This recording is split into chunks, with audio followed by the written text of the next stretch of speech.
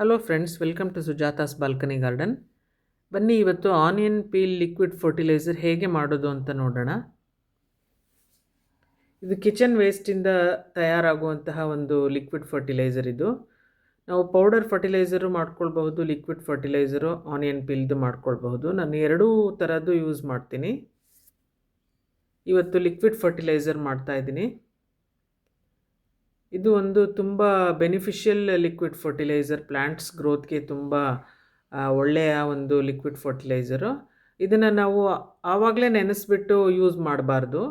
ಒಂದು 2-3 days ferment ಆಗೋದಕ್ಕೆ ಬಿಟ್ಬಿಟ್ಟು ನಂತರ ಯೂಸ್ ಮಾಡಿದ್ರೆ ಇದರ ಎಫೆಕ್ಟಿವ್ನೆಸ್ ತುಂಬ ಚೆನ್ನಾಗಿರುತ್ತೆ.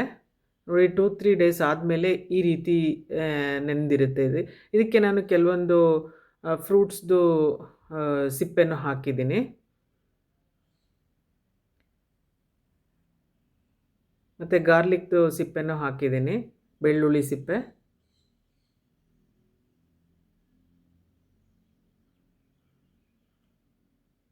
ಹೀಗೆ ಇದನ್ನು ಕೈಯಿಂದ ಸ್ವಲ್ಪ ಮ್ಯಾಶ್ ಮಾಡ್ಕೊಂಡ್ಬಿಟ್ಟು ಇದನ್ನು ಫಿಲ್ಟ್ರ್ ಮಾಡ್ಕೊಳ್ಳೋಣ. ನಾನು ಹೇಳಿದ ಹಾಗೆ ಇದು ಒಂದು ಕಿಚನ್ ವೇಸ್ಟಿಂದ ತಯಾರಾಗುವಂತಹ ಒಂದು ಲಿಕ್ವಿಡ್ ಫರ್ಟಿಲೈಸರ್. ಪ್ಲ್ಯಾಂಟ್ಸ್ ಗ್ರೋತ್ಗೆ ಬೇಕಾದ ಎಲ್ಲ ನ್ಯೂಟ್ರಿಯೆಂಟ್ಸು ಇದರಲ್ಲೇ ಇರುತ್ತೆ. ಇದು ಒಂದು ಪೊಟ್ಯಾಷಿಯಮ್ ರಿಚ್ ಆಗಿರುವಂತಹ ಒಂದು ಲಿಕ್ವಿಡ್ ಫರ್ಟಿಲೈಸರ್. ಫ್ಲವರಿಂಗ್ ಪ್ಲ್ಯಾಂಟ್ಸ್ಗೆ, ಫ್ರೂಟ್ಸ್ ಬರುವಂತಹ ಒಂದು ಪ್ಲ್ಯಾಂಟ್ಸ್ಗೆ ಓವರಾಲ್ ಇಮ್ಯುನಿಟಿ ಡೆವಲಪ್ಮೆಂಟ್ ಆಗೋದಕ್ಕೆ ಇದು ಬಹಳನೇ ಹೆಲ್ಪ್ ಮಾಡುತ್ತೆ. ಪ್ಲ್ಯಾಂಟ್ಸ್ ಗ್ರೋತ್ಗೆ ಇಮ್ಯುನಿಟಿಗೆ ಜಾಸ್ತಿ ಆಗೋದಕ್ಕೆ ತುಂಬ ಸಪೋರ್ಟ್ ಮಾಡುತ್ತೆ ಇದು. ಸೊ ನಾನು ಆಗಾಗ್ಗೆ ಈ ಥರ ಒಂದು ಲಿಕ್ವಿಡ್ ಫರ್ಟಿಲೈಸರ್ಸ್ನ ಮಾಡಿ ಕೊಡ್ತಾನೆ ಇರ್ತೀನಿ ನನ್ನ ಗಿಡಗಳಿಗೆ. ಸೊ ಅದರಿಂದನೇ ನಮ್ಮ ಗಿಡದಲ್ಲಿ ಹೈಬಿಸ್ಕಸ್ ಪ್ಲ್ಯಾಂಟ್ಸಲ್ಲೇ ಆಗಲಿ, ಬೇರೆ ಪ್ಲ್ಯಾಂಟ್ಸಲ್ಲೇ ಆಗಲಿ ಫ್ಲವರಿಂಗ್ಸ್ ಜಾಸ್ತಿ ಇರುತ್ತೆ. ಇದು ನೋಡಿ ಎಷ್ಟು ತಿಕ್ಕಾಗಿದೆ ಇದು ಲಿಕ್ವಿಡ್. ಇದನ್ನು ನಾವು ಡೈಲ್ಯೂಟ್ ಮಾಡ್ಕೊಳ್ಬೇಕು. 1:3 ರೇಷಿಯೋನಲ್ಲಿ ನಾನು ಡೈಲ್ಯೂಟ್ ಮಾಡ್ಕೊಳ್ತೀನಿ. ಫರ್ಮೆಂಟ್ ಮಾಡಿ ಹಾಕೋದ್ರಿಂದ ಸಾಕಷ್ಟು ಯೂಸಸ್ ಇದೆ ಪ್ಲ್ಯಾಂಟ್ಸ್ಗೆ. ನಾವು ಡೈರೆಕ್ಟಾಗಿ ಕೊಡೋದ್ರಿಂದ ಅದು ಸ್ವಲ್ಪ ಸ್ವೀಟ್ನೆಸ್ ಇರುತ್ತೆ. ಸೊ ಬೇರೆ ಒಂದು ಇನ್ಸೆಕ್ಟ್ಸ್ನ ಅಟ್ರ್ಯಾಕ್ಟ್ ಮಾಡೋದಕ್ಕೆ ಅದು ಹೆಲ್ಪ್ ಮಾಡುತ್ತೆ. ಅದರಿಂದ ನಾವು ಫರ್ಮೆಂಟ್ ಮಾಡಿ ಕೊಡೋದೇ ಬೆಟ್ರ್. ನಾನು ಯಾವಾಗಲೂ ಫರ್ಮೆಂಟ್ ಮಾಡಿನೇ ಯಾವುದೇ ಲಿಕ್ವಿಡ್ ಫರ್ಟಿಲೈಸರ್ಸ್ನೂ ಕಿಚನ್ ವೇಸ್ಟ್ದು ಕೊಡೋದು. ಇದಕ್ಕೆ ನಾನು ಕಾಂಬಿನೇಷನ್ ಮಾಡಿ ಲಿಕ್ವಿಡ್ ಫರ್ಟಿಲೈಸರ್ ಮಾಡ್ತಾಯಿದ್ದೀನಿ. ಇದು ನೀಮ್ ಕೇಕ್ ಪೌಡರ್. ಇದು ಎಲ್ರಿಗೂ ಗೊತ್ತಿರುತ್ತೆ, neem cake mustard cake fertiliser ಥರನೇ ಇದು ನೀಮ್ ಕೇಕ್ ಪೌಡರು. ಕೆಲವು ಸಾರಿ ಪೌಡರ್ ರೀತಿಯೂ ಇರುತ್ತೆ, ಈ ಥರ ಶೆಲ್ ಹಾಗೂ ಇರುತ್ತೆ.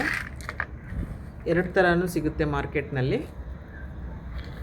ಹೀಗೆ ನಾವು ಆರ್ಗ್ಯಾನಿಕ್ ಫರ್ಟಿಲೈಸರ್ಸ್ನ ಕಾಂಬಿನೇಷನ್ ಮಾಡಿ ಕೊಡೋದ್ರಿಂದ ಗಿಡಗಳಿಗೆ ತುಂಬ ಬೆನಿಫಿಟ್ಸ್ ಸಿಗುತ್ತೆ. ಈ ಎರಡು ಫರ್ಟಿಲೈಸರ್ಸ್ದು ಬೆನಿಫಿಟ್ಸ್ ನಮಗೆ ಗಿಡಗಳಿಗೆ ಸಿಗುತ್ತೆ. ಸೊ ಇದನ್ನು ನಾವು ನೀಟಾಗಿ ಮಿಕ್ಸ್ ಮಾಡ್ಕೊಂಡು ಕಡ್ಡಿ ಸಹಾಯದಿಂದ ನೀಟಾಗಿ ಮಿಕ್ಸ್ ಮಾಡ್ಕೊಳ್ಬೇಕು. ಅದು ಬೇಗ ಕರಗುತ್ತೆ. ನೀಮ್ ಕೇಕ್ ಪೌಡರು ತುಂಬ ನಾವು ನೀರಿಗೆ ಹಾಕಿದ ತಕ್ಷಣವೇ ಡೈಲ್ಯೂಟ್ ಆಗಿಬಿಡುತ್ತೆ. ನೋಡ್ತಾ ಇದ್ದೀರಲ್ಲ ಎಷ್ಟು ಡಾರ್ಕ್ ಆಯಿತು ವಾಟ್ರ್. ನೀಮ್ ಕೇಕ್ ಪೌಡರು ಗಿಡಗಳ ಓವರಾಲ್ ಗ್ರೋತ್ಗೂ ತುಂಬ ಹೆಲ್ಪ್ ಆಗುತ್ತೆ.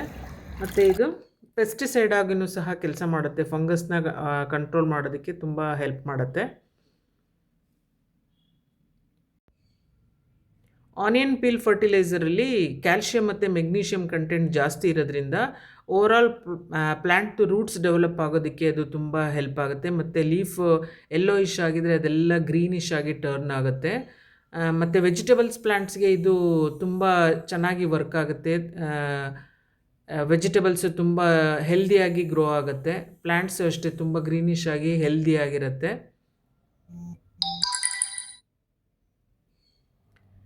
ಇದರಲ್ಲಿರೋ ಆ್ಯಂಟಿ ಆಕ್ಸಿಡೆಂಟ್ಸ್ ಮತ್ತು ಸಲ್ಫರ್ ಕಾಂಪೌಂಡ್ಸ್ ಪ್ಲ್ಯಾಂಟ್ಸ್ನ ರೆಸಿಸ್ಟೆನ್ಸ್ ಪವರ್ ಜಾಸ್ತಿ ಮಾಡುತ್ತೆ. ಯಾವುದೇ ರೀತಿ ರೋಗ ಬರದೇ ಇರೋ ಥರ ಗಿಡಗಳನ್ನ ಒಂದು ಪ್ರೊಟೆಕ್ಷನ್ ರೀತಿ ಕೊಡ್ತಾ ಇರುತ್ತೆ ಆನಿಯನ್ ಪೀಲ್ ಫರ್ಟಿಲೈಸರ್ ಮತ್ತು ನೀಮ್ ಕೇಕ್ ಪೌಡರ್ ಎರಡು ಮಿಕ್ಸ್ ಮಾಡಿ ಕೊಡೋದ್ರಿಂದ ಸಾಕಷ್ಟು ಬೆನಿಫಿಟ್ಸ್ ಗಿಡಗಳಿಗೆ ಇದೆ.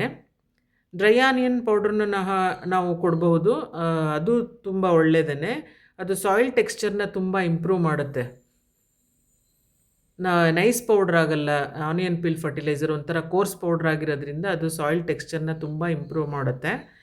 ಒನ್ಸ್ ಇನ್ ಎ ವೀಕ್ ನಾವು ಇದನ್ನು ಯೂಸ್ ಮಾಡ್ಬೋದು. ಅದರ್ವೈಸ್ ಜಾಸ್ತಿ ಪೊಟ್ಯಾಷಿಯಮ್ಮು ಗಿಡಕ್ಕೆ ಒಳ್ಳೆಯದಲ್ಲ, ಅದರ ನ್ಯೂಟ್ರಿಷನ್ಸ್ ಎಲ್ಲ ಇಂಬ್ಯಾಲೆನ್ಸ್ ಮಾಡಿಬಿಡುತ್ತೆ. ಇದನ್ನು ನಾವು ಫ್ಲವರಿಂಗ್ ಪ್ಲ್ಯಾಂಟ್ಸ್ಗೆ, ಹೈಬಿಸ್ಕಸ್ ಪ್ಲ್ಯಾಂಟ್ಸ್ಗೆ, ರೋಸ್ ಪ್ಲ್ಯಾಂಟ್ಗೆ, ಮಾರಿಗೋಲ್ಡ್ ಎಲ್ಲ ರೀತಿಯ ಫ್ಲವರಿಂಗ್ ಪ್ಲ್ಯಾಂಟ್ಸ್ಗಳಿಗೂ ಇದನ್ನು ನಾವು ಕೊಡಬಹುದು. ವೀಕ್ಲಿ ಒನ್ಸ್ ಕೊಡೋದ್ರಿಂದ ಬಹಳ ಒಳ್ಳೆ ರಿಸಲ್ಟ್ಸ್ನ ನಾವು ಗಿಡಗಳಿಂದ ನೋಡಬಹುದು. ನಾನು ಎವ್ರಿ ವೀಕ್ ಯಾವುದಾದ್ರೂ 2 ಕಾಂಬಿನೇಷನ್ ಮಾಡಿ ಈ ಥರ ಲಿಕ್ವಿಡ್ ಫರ್ಟಿಲೈಸರ್ಸ್ ಮತ್ತು ಪೌಡರ್ ಫರ್ಟಿಲೈಸರ್ಸನ್ನು ನಾನು ಕೊಡ್ತೀನಿ. ನನಗೆ ಯಾವುದು ಕನ್ವೀನಿಯೆಂಟ್ ಆಗಿ ಆ ಟೈಮಲ್ಲಿ ಆಗುತ್ತೆ ಅದನ್ನು ನಾನು ಕೊಡ್ತಾ ಇರ್ತೀನಿ ಗಿಡಗಳಿಗೆ.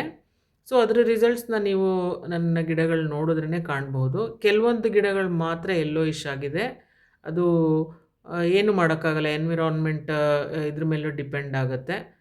ಟೈಮ್ ಬೀಯಿಂಗ್ ನಾನು ಈ ಥರ ಫರ್ಟಿಲೈಸರ್ಸ್ನ ಕೊಡ್ತಾ ಅದು ಸರಿ ಹೋಗುತ್ತೆ, ಆಟೋಮ್ಯಾಟಿಕ್ಕಾಗಿ ಸರಿ ಹೋಗಿಬಿಡುತ್ತೆ.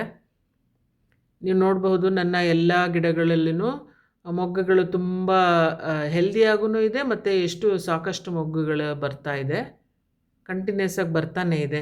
ನಮ್ಮ ಹೈಬಿಸ್ಕಸ್ ಪ್ಲ್ಯಾಂಟಲ್ಲಿ ನೀವು ಅಬ್ಸರ್ವ್ ಮಾಡಿದ ಹಾಗೆ ವರ್ಷ ಪೂರ್ತಿ ಹೂಗಳು ಬಿಡ್ತಾನೆ ಇರುತ್ತೆ. ನಾನು ಪ್ರೂನಿಂಗ್ ಮಾಡುವಾಗಲೂ ಸಹ ಸಾಕಷ್ಟು ಸಂಖ್ಯೆಯಲ್ಲಿ ಹೂಗಳು ಬಿಡ್ತಾ ಇತ್ತು. ಆದ್ರೂ ನಾನು ಪ್ರೂನಿಂಗ್ ಮಾಡಿದೆ. ಗಿಡಗಳು ಚಿಕ್ಕದಿತ್ತು ನಂದು, ಆದ್ರೂ ಪ್ರೂನಿಂಗ್ ಮಾಡಿದ್ಮೇಲೂ ಸಹ ಅಷ್ಟೇ ಹೆಲ್ದಿಯಾಗಿ ಚಿಗುರಿ ಹೂಗಳನ್ನು ಮತ್ತೆ ಅಷ್ಟೇ ಹೂಗಳು ಇನ್ನೂ ಡಬಲ್ ಬಿಡ್ತಾ ಇದೆ ಹೂಗಳು.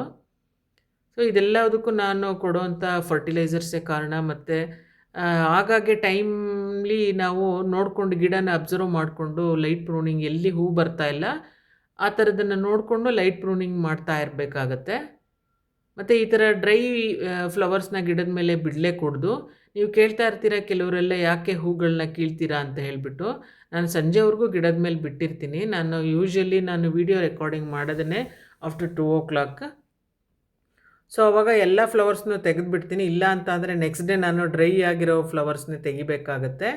ಈ ರೀತಿ ಗಿಡದ ಮೇಲೆ ಫ್ಲವರ್ಸ್ನ ಬಿಡೋದ್ರಿಂದ ಅದರಿಂದ ಫಂಗಸ್ ಅಟ್ಯಾಕ್ ಆಗೋ ಚಾನ್ಸಸ್ ತುಂಬಾ ಇರುತ್ತೆ. ಸೊ ನಾನು ಯಾವುದೇ ಕಾರಣಕ್ಕೂ ಗಿಡದ ಮೇಲೆ ಹೂಗಳನ್ನ ಬಿಡೋದಿಲ್ಲ.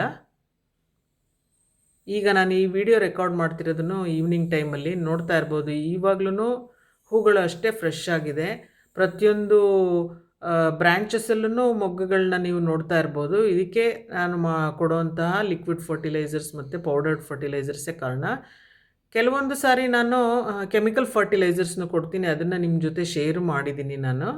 ಅದರಿಂದ ಏನು ಅಡ್ವರ್ಸ್ ಎಫೆಕ್ಟ್ ಖಂಡಿತ ಆಗೋದಿಲ್ಲ. ಈಗ ಹೊಲಗಳಲ್ಲೆಲ್ಲ ಮೊದಲೆಲ್ಲ ಗಿಡಗಳು ಬೆಳೀತಾ ಇದ್ರು ಅಂತ ಅಂದರೆ ಕ್ರಾಪ್ಸ್ಗೆಲ್ಲ ಅದನ್ನು ಯೂಸ್ ಮಾಡ್ತಾರೆ ಅಲ್ವಾ, ಇವಾಗಲೂ ಮಾಡ್ತಾರೆ. ಸೊ ಅಲ್ಲಿಂದ ತಂದ್ಬಿಟ್ಟು ನಾನು ಯೂಸ್ ಮಾಡ್ತಾಯಿದ್ದೆ. ಆಗ ಏನೂ ಅಡ್ವರ್ಸ್ ಎಫೆಕ್ಟ್ ಆಗ್ತಾ ಇರಲಿಲ್ಲ. ಸೊ ಈಗಲೂ ನಾನು ಯೂಸ್ ಮಾಡ್ತೀನಿ. ಗಿಡಗಳ ಗ್ರೋತ್ ಯಾವಾಗ ನಿಂತು ಹೋಗುತ್ತೆ ಆವಾಗ ಕೆಮಿಕಲ್ ಫರ್ಟಿಲೈಸರ್ಸ್ನ ಖಂಡಿತ ನಾನು ಯೂಸ್ ಮಾಡ್ತೀನಿ. ಹಾಗೆ ಆರ್ಗ್ಯಾನಿಕ್ನು ಅಷ್ಟೇ ಕ್ವಾಂಟಿಟಿನಲ್ಲಿ ಯೂಸ್ ಮಾಡ್ತೀನಿ. Most of the time organic ಫರ್ಟಿಲೈಸರ್ಸನ್ನೇ. ಈ ರೀತಿ ಎಲ್ಲೋ ಆಗಿರೋ ಲೀಫ್ನ ಗಿಡದ ಮೇಲೆ ಬಿಡಬಾರ್ದು, ತೆಗಿತಾ ಇರಬೇಕು. ಎಷ್ಟು ಸಾಧ್ಯನೋ ನೋಡಿದವಾಗೆಲ್ಲ ನಾವು ತೆಗಿತಾ ಇರಬೇಕು. ಇದು ಗಿಡಗಳ ಬೆಳವಣಿಗೆಗೆ ಸ್ವಲ್ಪ ಇದು ಮಾಡುತ್ತೆ, ತೊಂದರೆ ಕೊಡುತ್ತೆ. ಸೊ ಅದನ್ನು ತೆಗೆದ್ಬಿಟ್ಟು ನಾವು ಗಿಡದ ಬುಡದಲ್ಲೇ ಹಾಕ್ಬೋದು. ಇಲ್ಲ ರೋಗ ಏನಾದರೂ ಇದ್ದರೆ ಅದನ್ನು ತೆಗೆದು ಡಸ್ಟ್ಬಿನ್ಗೆ ಹಾಕೋದೇ ಒಳ್ಳೆಯದು. ನೋಡ್ಕೊಂಡ್ಬಿಟ್ಟು ಹಾಕಬೇಕು. ಯಾಕೆಂದರೆ ಎಲೆಗಳ ಸಂದಿನಲ್ಲಿ ಫಂಗಸ್ ಇರುತ್ತೆ, ಇಲ್ಲ ಪಿಡ್ಸ್ ಇರುತ್ತೆ, ಇಲ್ಲ ಮಿಲಿಬಗ್ಸ್ ಏನಾದರೂ ಇರುತ್ತೆ. ಅದನ್ನು ಅಬ್ಸರ್ವ್ ಮಾಡಿಕೊಂಡು ಅಂಥ ಎಲೆಗಳನ್ನ ಬುಡಕ್ಕೆ ಹಾಕೋದಕ್ಕೆ ಹೋಗಬಾರ್ದು. ನೀವು ನೋಡಬಹುದು ಎಲ್ಲ ಗಿಡಗಳಲ್ಲೂ ಎಷ್ಟು ಹೆಲ್ದಿಯಾಗಿ ಮೊಗ್ಗುಗಳು ಬರ್ತಾ ಇದೆ. ಇದಕ್ಕೆ ಕಾರಣ ನೀಮ್ ಆಯಿಲ್ನ ನಾವು ಎವ್ರಿ ವೀಕ್ ನಾವು ಸ್ಪ್ರೇ ಮಾಡ್ತಾನೆ ಇರಬೇಕು. ಗಿಡದಲ್ಲಿ ರೋಗ ಇರಲಿ ಬಿಡಲಿ, ನೀಮ್ ಆಯಿಲ್ನ ಸ್ಪ್ರೇ ಮಾಡ್ತಾಯಿದ್ರೆ ಗಿಡಗಳು ತುಂಬ ಹೆಲ್ದಿಯಾಗಿ ಗ್ರೋ ಆಗ್ತಾ ಇರುತ್ತೆ. ಅದು ಪೆಸ್ಟಿಸೈಡ್ ಆಗಿಯೂ ಸಹ ಕೆಲಸ ಮಾಡುತ್ತೆ. ನೀಮ್ ಆಯಿಲ್ ಫರ್ಟಿಲೈಸರ್ ಆಗಿಯೂ ಸಹ ಕೆಲಸ ಮಾಡುತ್ತೆ. ಈ 2 ಫರ್ಟಿಲೈಸರ್ಸ್ನ ಮಿಕ್ಸ್ ಮಾಡೋದ್ರಿಂದ ನಾವು ಎಲ್ಲ ಬೆನಿಫಿಷಿಯಲ್ ನ್ಯೂಟ್ರಿಯೆಂಟ್ಸನ್ನು ಸಹ ಗಿಡಕ್ಕೆ ಸಿಗೋದ್ರಿಂದ ಗಿಡಗಳು ತುಂಬ ಹೆಲ್ದಿಯಾಗಿ ಗ್ರೋತ್ ಆಗುತ್ತೆ. ಇದರಲ್ಲಿರೋ ಪೊಟ್ಯಾಷಿಯಮ್, ಫಾಸ್ಫರಸ್, ನೈಟ್ರೋಜನ್ ಎಲ್ಲ ಒಂದು ನ್ಯಾಚುರಲ್ ಫರ್ಟಿಲೈಸರ್ಸಲ್ಲಿ ಇರಬೇಕಾದಂತಹ ಎಲ್ಲ ಗುಣಗಳು ಈ ಲಿಕ್ವಿಡ್ ಫರ್ಟಿಲೈಸರಲ್ಲಿ ಇರೋದ್ರಿಂದ ಓವರಾಲ್ ಪ್ಲ್ಯಾಂಟ್ ಗ್ರೋತ್ ಇದು ಎನ್ಹ್ಯಾನ್ಸ್ ಮಾಡುತ್ತೆ.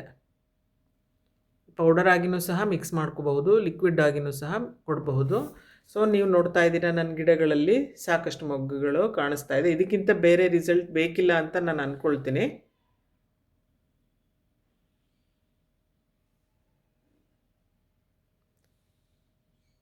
ಹೋಪ್ ನಿಮಗೆ ಈ ವಿಡಿಯೋ ಇಷ್ಟ ಆಯಿತು ಅಂತ ಅಂದ್ಕೊಳ್ತೀನಿ. Thanks for watching.